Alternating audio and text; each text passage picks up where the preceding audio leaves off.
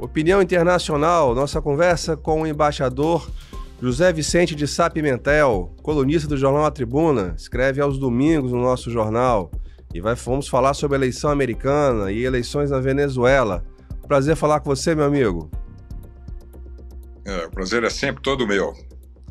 Pois é, Vicente, a gente começa falando da eleição americana, que uma reviravolta impressionante. Numa semana você tinha um momento épico do candidato ex-presidente Donald Trump, baleado, né, de certa forma alvejado durante um comício, e com aquela foto épica da bandeira americana ao fundo, parecendo que ele estava caminhando para ser ungido mais uma vez presidente dos Estados Unidos. E de repente, com Kamala Harris, vemos uma reviravolta no cenário político americano. Os republicanos têm razões para estar preocupados, meu amigo?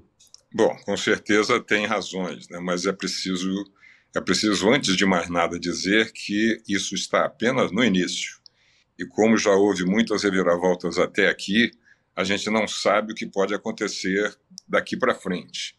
Mas não há dúvida de que a Câmara foi extremamente bem aceita, mais até do que os mais experientes observadores de política americana julgavam. Inclusive, precisamos registrar aqui que você foi um dos primeiros comentaristas do cenário internacional que eu tive a oportunidade de ouvir. Você chamava a atenção para a questão dos fundos partidários, que poderiam ser movimentadas as doações que foram feitas para Biden com a ascensão da Câmara. E isso foi um fator importante, né? Para que ela talvez tivesse uma aceitação mais rápida dentro do Partido Democrata? Certamente um dos fatores. Por exemplo, da parte dos doadores, isso daí foi uma coisa importante, porque começar do zero seria um risco muito grande para correr. Agora, eu acho que ninguém imaginava que a aceitação da Câmara fosse tão contundente, tão rápida, tão imediata, né? Porque em um dia, em 24 horas, ela já tinha arrecadado 50 milhões de dólares, né? É uma coisa simplesmente notável. Mais 24 horas, você junta isso, o que já havia lá, e há, nesse caso, sim, uma reviravolta impressionante em relação aos republicanos, que não conseguiram nem metade disso aí quando o Trump apareceu na convenção com a orelha devidamente curativada, né? Aquela orelha é uma coisa curiosa. Na última aparição dele, já falando as piores sobre a Câmara, ele já não tinha mais aquele curativo. Então, vai ser um item a menos que eles vão poder vender nas reuniões do Partido Republicano. Porque eles vendem tudo. Inclusive, já tinha curativos lá para quem quisesse comprar $5 o curativo. É porque diferente da $5 do curativo. Diferente da eleição brasileira, por exemplo, essa questão da doação de campanha, ela é um fator fundamental, né, para a definição dos rumos do candidato nos Estados Unidos. E a arrecadação da Câmara foi realmente extraordinária, no momento em que se colocou o nome dela como postulante ao cargo. Agora, uma questão, Vicente, diz respeito aos ataques que vão ser feitos. Hoje, no jornal A Tribuna, na edição do Jornal A Tribuna, de internacional, já aparece o seguinte, o Biden já batendo firme, chamando ela de executora de bebês, uma lunática radical de esquerda, e ela também, por sua parte, fazendo ataques pesados contra o Donald Trump. Parece que o debate de ideias vai ficar em segundo plano, pelo menos no primeiro momento, né? Você sabe que, em matéria de ideias, né, o Trump está muito mal servido. Né? E a Câmara, os democratas em geral, acho que estão bem melhores nesse particular aí, né? Porque ideias está se tornando uma coisa quase que aleatória em matéria de campanha, em campanhas eleitorais em geral. Aqui também, né? Mas, no caso lá, enfim, a questão questão do aborto, ou melhor, né, do direito à mulher cuidar do seu próprio corpo, Isso, você sabe que nós já vimos que na França, por exemplo, o Macron conseguiu incluir na Constituição, no texto da Constituição francesa, uma cláusula de proteção ao direito reprodutivo da mulher. E é nessa tecla que a Câmara vai bater forte, porque o Partido Republicano conseguiu uma decisão da Suprema Corte alterando uma decisão anterior da própria Suprema Corte que garantia o direito da mulher, em geral, em determinadas circunstâncias, como a Constituição do Brasil faz, para cuidar dos seus próprios direitos reprodutivos. Né? E por pressão republicana, essa cláusula caiu. Cláusula que é chamada de Roe v. Wade, Roe versus Wade. Né? E agora é uma das bases da campanha da Câmara, ela sendo mulher com mais razão.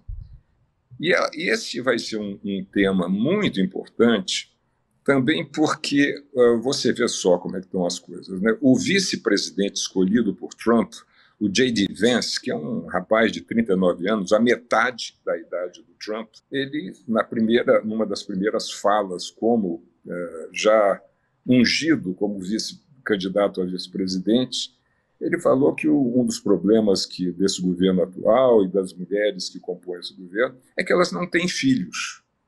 E estava dizendo isso em função basicamente, da Kamala, né, que tem, aliás, 2 filhos, só que são filhos do marido dela, né, do primeiro casamento do marido dela.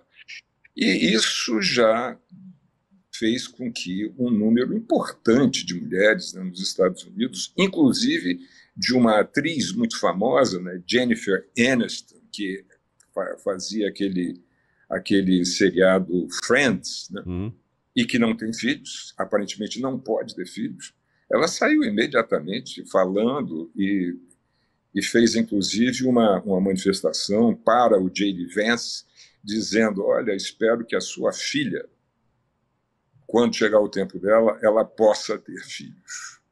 Quer dizer, é uma coisa... Está indo por aí. E a situação não é boa para o eleitorado feminino do Trump, nesse particular. Você vê, está tendo um outro ponto importante lá nos Estados Unidos, essa questão da imigração, né? Já foi, se não me engano, Trump taxou a Câmara alguma coisa como rainha da fronteira lá, em relação à permissividade do acesso dos imigrantes por ali, com a fronteira com o México. Esse ponto deve ser um ponto também, vai ser certamente um ponto martelado durante a campanha. Sem dúvida. E eu acho que esse vai ser um dos pontos fundamentais que vão orientar a escolha do candidato a vice da Câmara. E aí eu tenho as minhas apostas, né? Enfim, o candidato a vice-presidente deverá ser alguém que tenha ideias fortes em matéria da questão migratória, né, nos Estados Unidos. O Trump falou o tempo todo nisso, especialmente quando não esteve no governo, né? Os resultados das políticas dele não são as melhores. Ele, inclusive, brecou de público uma possibilidade que havia há poucos meses atrás de se ter uma lei bipartidária, né, com apoio bipartidário, em que se garantia o Estado se dava o direito de gastar uma determinada quantia não, era um troço fabuloso, justamente para facilitar o bloqueio, a triagem e, eventualmente, o bloqueio de imigrantes não desejados. Né? Isso daí, o Trump disse que não. O Trump orientou os republicanos, que já estavam até se manifestando a favor dessa medida, dizendo para eles não fazer nada, porque isso daria um argumento muito forte para a campanha do Biden.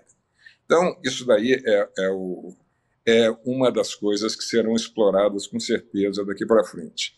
Mas eu acho que quem mais vai falar sobre essa questão de imigração será o candidato a vice-presidente. E esse será um dos critérios fundamentais na escolha desse personagem. Você comentava sobre a questão da escolha do vice do Trump, e realmente a impressão que se deu é que ele foi uma escolha que pesou fundo no conservadorismo e parece que fechou um pouco as alternativas dele de diálogo, se é que ele queria, né? Diálogo com alguns outros segmentos. Ficou uma chapa conservadora raiz, né? Como se esperava, mas com raiz com força, né?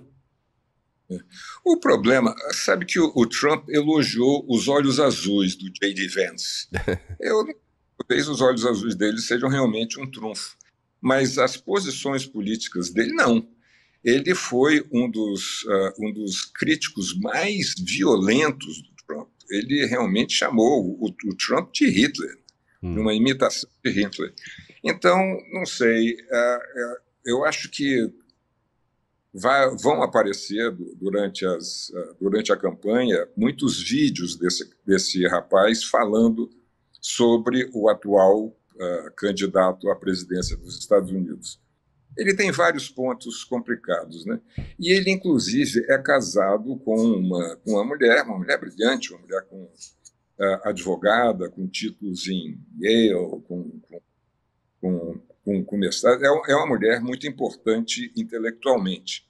Só que, do ponto de vista desse racial, né, que é uma coisa que entra e permeia todo o raciocínio, aparentemente, dos atuais republicanos, é uma coisa muito ruim, porque ela é indiana, entende? Ela vem da Índia, assim como a Kamala. Então, isso destrói um dos pontos, uma das críticas, uma das coisas que são atrozes, né? São realmente uma coisa lamentável. Mas são críticas que serão feitas, né? A Kamala, por ela ser filha de uma indiana. Só que é uma indiana cientista, é uma pesquisadora de câncer de mama, é uma mulher notável, assim como o pai. O pai é negro, mas é jamaicano, né? Só que é, sobretudo, um professor de economia em Stanford. Quer dizer, pessoas de altíssimo nível intelectual, né?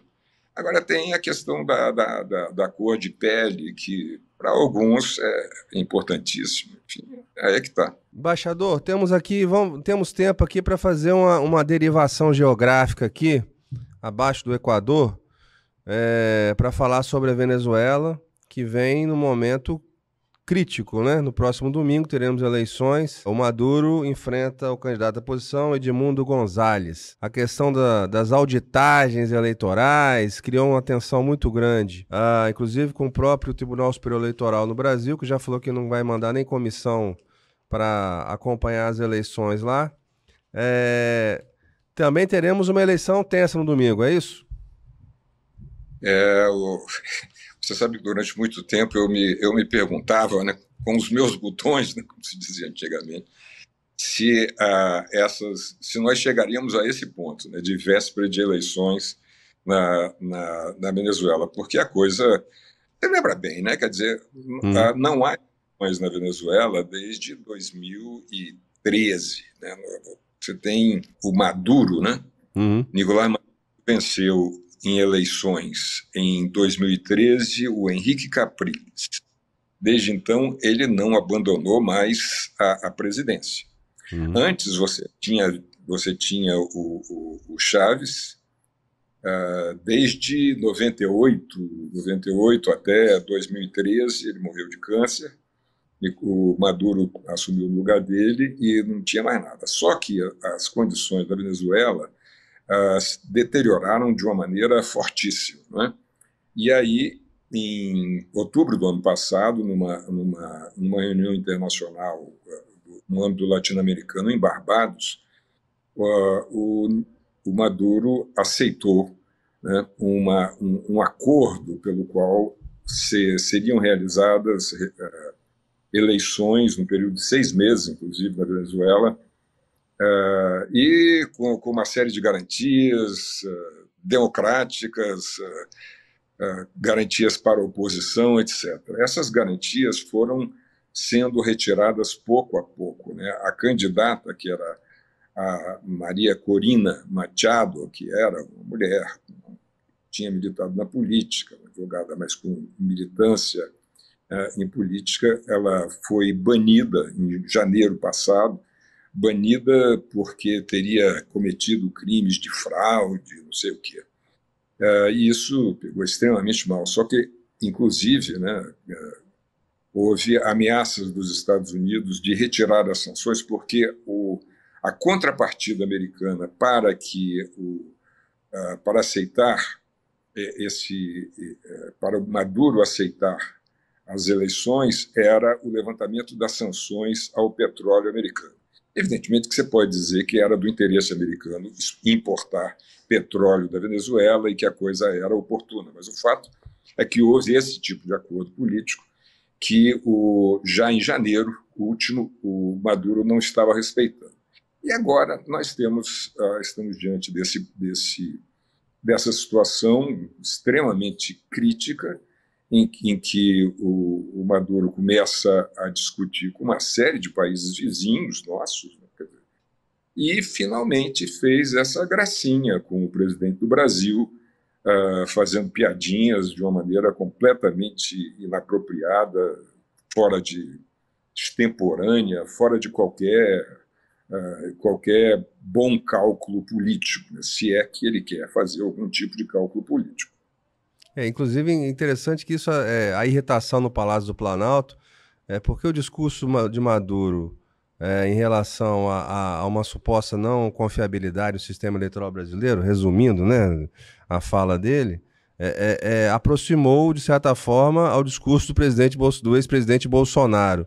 Quer dizer, fez uma miscelânea, acabou fazendo uma miscelânea política aqui de apoios e antagonismos no Brasil. Se você quiser, por acaso, né, interpretar o que está acontecendo de acordo com as linhas tradicionais de esquerda e direita, isso é um absurdo completo, quer dizer, não se sustenta. Agora, o que você vê, na verdade, é que o Maduro, enfim, ele está apenas avançando um sinal porque ele sabe das limitações, inclusive que o Brasil, que o governo brasileiro, o governo atual brasileiro terá sempre para atuar nessa. Deixa eu fazer aqui, o Luciano, eu gostaria de fazer uma rápida teorização, que não é o caso da gente estar falando desse negócio, mas veja só, o Brasil faz parte de um continente, América do Sul, que está completamente longe das grandes áreas de conflitos internacionais. Portanto, das grandes áreas de ebulição política internacional. O Brasil é o maior país, é um país que tem fronteira com 10 outros países e relações muito próximas com aqueles que não fazem fronteira seca, ao longo de 16 mil quilômetros, como nós temos. E esse país é encarado internacionalmente como mais ou menos o país que tem uma responsabilidade de manter a ordem no seu entorno. Quer dizer, isso não está escrito em lugar nenhum, mas está, obviamente, no inconsciente, né, dos demais países, até porque o Brasil tem uma diplomacia que é respeitada internacionalmente, está, então, mais ou menos encarado como estando no nosso DNA diplomático a necessidade de fazer funcionar como uma barreira a crises muito sérias, a guerras e a destemperos nas nossas fronteiras. O Brasil sempre manteve algumas orientações, né, que são muito ligadas a essa circunstância, que são, por exemplo, ser contra as sanções econômicas. O Brasil considera que as sanções elas punem, na verdade, os povos que sofrem, e não os governos, porque os governos, a partir do momento que eles são sancionados, não têm mais nada a perder e podem fazer tudo aquilo que eles quiserem. No caso atual, essa liberdade que os governos sancionados podem ter é aumentada pelo fato de que a potência maior, os Estados Unidos, ela tem um imediato um contrapeso em países como, por exemplo, a China, que é uma importadora de tudo. Então, isso limita essa questão de sanções. Mas, então, estamos no caso atual, Venezuela. Isso representa um dos maiores desafios, vejo eu, no momento, a diplomacia brasileira. Porque a questão de punir o governo Maduro tem que ser muito pesado, com muito cuidado. Não adianta você sair por aí punindo as pessoas, não importa, você perde, porque você deixa de fazer negócio com um país e não ganha, na verdade, muita coisa. Não é? Então é preciso moderar isso daí. Eu acredito, inclusive, que a última fala do presidente Lula a respeito desse assunto, em que ele se dizia assustado com o andar da carruagem na Venezuela. Com banho de sangue prometido, né, pelo Maduro, caso perdesse as eleições, né? Pois é, e disse que a eleição é aquilo, você ganha, você fica, você perde, você sai. E se prepara para as próximas eleições. Foi o que disse, né, o nosso presidente, e acredito eu que falou muito bem, porque é exatamente isso. O recado estava dado, mas aí vem o outro lá e faz uma gracinha, fala um negócio e fica querendo fazer exatamente aquilo que ele não deve querer, que é fazer, influir, né, e interferir nas relações internas dos outros países. Quer dizer, ele está fazendo um jogo do oposto, né, daquele que foi o opositor do presidente nas últimas eleições. Então, fica fazendo uma coisa que é, na verdade, de uma irresponsabilidade política muito grande, né? E contrário a seus próprios interesses. Embaixador José Vicente Sá Pimentel, eu queria agradecer. Esqueci de registrar aqui que uma das nossas conversas anteriores você chamou atenção para a risada da Kamala Harris, que ela ia ser, de alguma forma, um ingrediente importante nas eleições americanas. Não deu outra, né? Já virou até motivo de ataque do lado do Trump, já virou meme na internet e tal. Então você já antecipou para os nossos ouvintes aqui o que seria um fator importante nas eleições lá dos Estados Unidos. Você sabe de uma coisa, Luciano? Uma coisa que eu estou querendo ver? Eu estou querendo ver se o Trump vai aceitar o debate com ela. Eu gostaria muito de ver esse debate. Vai ser quentíssimo. Olha, uma coisa fácil para o Trump não, viu? Perfeito. Embaixador, muito obrigado e vamos aguardar os acontecimentos e já nos preparar para uma próxima conversa, porque certamente nós vamos ter muitos elementos no cenário político internacional para conversar aqui. É isso aí, vamos sim. Todo prazer. Bem, esse foi o Opinião Internacional. Eu agradeço a sua audiência.